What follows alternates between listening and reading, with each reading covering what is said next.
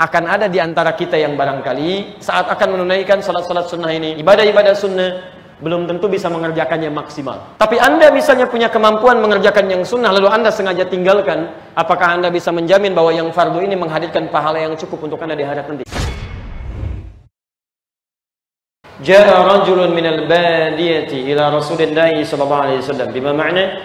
Datanglah seorang lelaki badui ya, dari daerah desa kepada Nabi sallallahu alaihi wasallam. Secara singkat dia menyampaikan, "Ya Rasulullah, atana rasuluka." Ya Rasulullah, telah datang utusan Anda kepada kami. Maksudnya datang di antara sahabat yang telah masuk Islam, belajar pada Rasulullah, dia berdakwah, menyampaikan ke daerahnya. Dikatakan kami mesti menunaikan salat. Apakah ini benar? Kata Nabi, "Shadaqah." Dia benar. Apakah Allah memerintahkan hal amarakallahu biha? Apakah Allah perintahkan juga Anda untuk salat? Kata Nabi, "Ya." "Na'am," kata Nabi, "saya pun diperintahkan."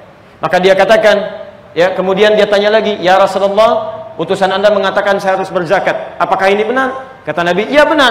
"Apakah Allah memerintahkan Anda untuk berzakat?" "Iya." Kemudian dia bertanya tentang haji sesuai dengan seperti pertanyaan tadi.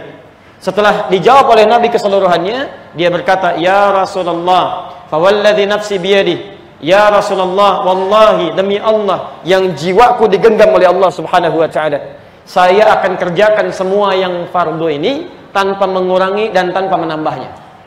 Jadi ketika dia bertanya pada Rasulullah tentang salat fardu tidak dengan sunnahnya, tentang puasa yang fardu Ramadan tidak dengan sunnahnya, tentang haji dia tidak bertanya tentang umrahnya, dijawab oleh Nabi, "Ini semua ketentuan pokok dalam Islam."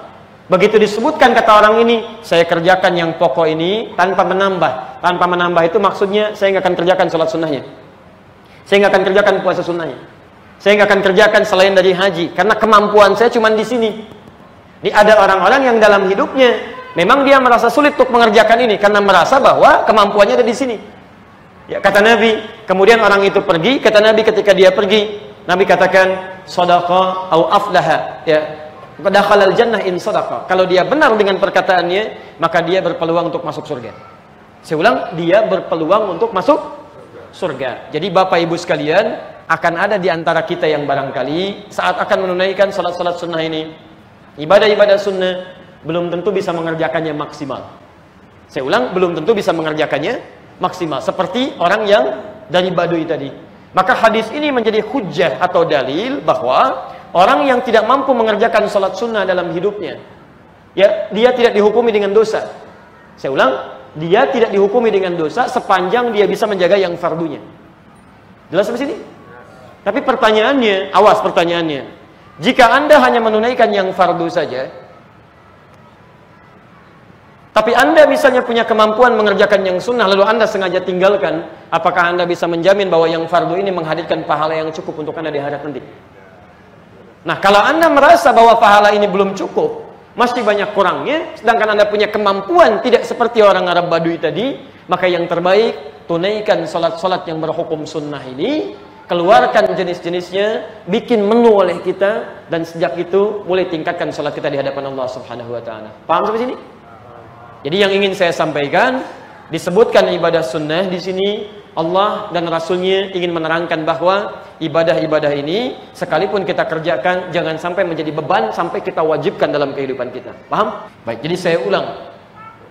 Sunnah itu bila dikerjakan dapat pahala. Bila tidak mampu mengerjakan tidak berdosa. Ayo terapkan selain sholat, ya, selain sholat. Apalagi yang ada? Puasa. Apalagi? Halo? Sedekah. Baik. Kalau menghapus sunnah tidak? Sunnah. Maka saya kerjakan lumayan ya. Lihat. Jadi sekarang perhatikan. Sholatnya disebut sholat apa? Nah, bukan sholat sunnah. Kalau sunnah hukumnya.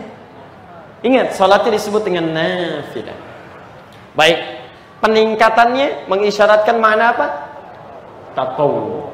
Hukumnya disebut apa? Sunnah. Apa artinya sunnah? Bila dikerjakan dapat pahala. Baik, tertinggalkan tidak berdosa. Sekarang perhatikan, kenapa kalimat sholatnya kemudian dilekatkan dengan hukum, bukan dengan nama sholatnya? Lihat penamaannya, sholat sunnah. Yang kita kenalkan sholat sunnah. Kalau antum keluar baca di kitab fikih, jarang ditemukan salat sunnah. Yang ada salat nafilah, salat tatawu, hampir nggak ditemukan kalimat salat sunnah, jarang. Tapi di kita disebut dengan salat sunnah. Kenapa dimunculkan istilah sunnah menjadi nama salatnya? Untuk memberikan motivasi, karena pada umumnya orang sulit untuk diminta mengerjakan tambahan kecuali ada kompensasi dari situ. Seakan-akan ingin mengatakan begini, ayo tambah dengan sholat. Kan tadi sudah barusan. Kalau kamu tinggalkan yang ini, kamu kehilangan pahala-pahala seperti ini. Sebelum sholat subuh, ada orang yang nunggu subuh aja. Ada 2 rakaat loh nafilah. Apa sih manfaatnya? Kan yang penting subuhnya. Kamu kehilangan 2 rakaat ini, kamu kehilangan lebih daripada dunia dan seisinya. Masa gitu amat? Si Ahmad aja nggak gitu? Itu si Ahmad, kamu bukan. Turunkan hadisnya.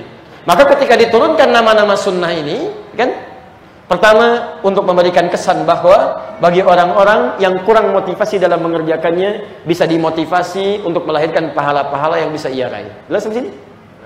Yang kedua, untuk menghadirkan kesan bahwa jangan sampai keinginan kita mengerjakan sholat-sholat nafilah ini semakin semangat sehingga sampai menghukumnya sebagai hal yang wajib dalam kehidupan. Paham? Baik. Saya bahasan kita.